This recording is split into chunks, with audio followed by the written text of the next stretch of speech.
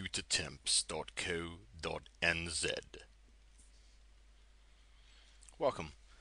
My name is Mark, and I'm back to help share with you the importance of error correcting code within Microsoft Visual Basic, which really applies to any macros or things that you're going to be doing in Microsoft Word as well as Excel applications.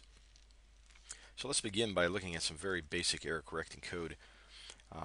It's very important to understand that if you don't put some kind of error correcting code in, you could have a fundamental failure, especially if you're doing an embedded Visual Basic application within, for instance, Microsoft Word, where the Word environment may become unstable, and then of course you basically generate either an anomaly or you shut down Microsoft Word or Excel. The most basic error handling is obvious. You can create it using the on-error statements as you see here. The on-error statement allows you to do some basic things, but you have to put it in the context of your subroutine. In this particular case, you can see that this subroutine is extremely simplified. There are no real variables that are being embedded in the subroutine. So you can use this basic error correcting code as almost a default where you're doing minor subroutine work.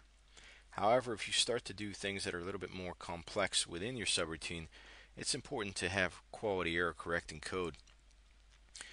You can have the on error go to correction, which is very simple. Again, this is basic error correcting and error handling, and send that to a location and a specific response.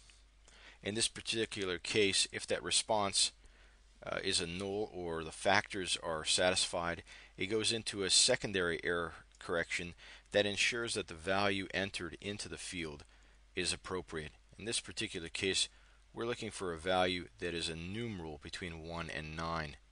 Actually, in this particular case, it's actually going to function as anything less than 9 or equal to 9. Okay?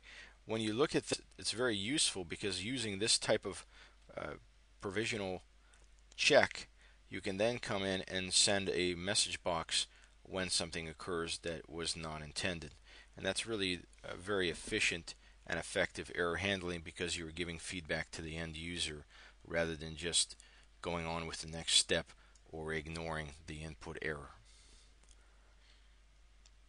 Okay, I know that's a very simple summary of error correction, but I really recommend that you take the time to at least write basic error handling and error correction code within your Excel macros, especially things that are going to be handling different case scenarios where you don't want an anomaly or a failure within an entry field or an input box.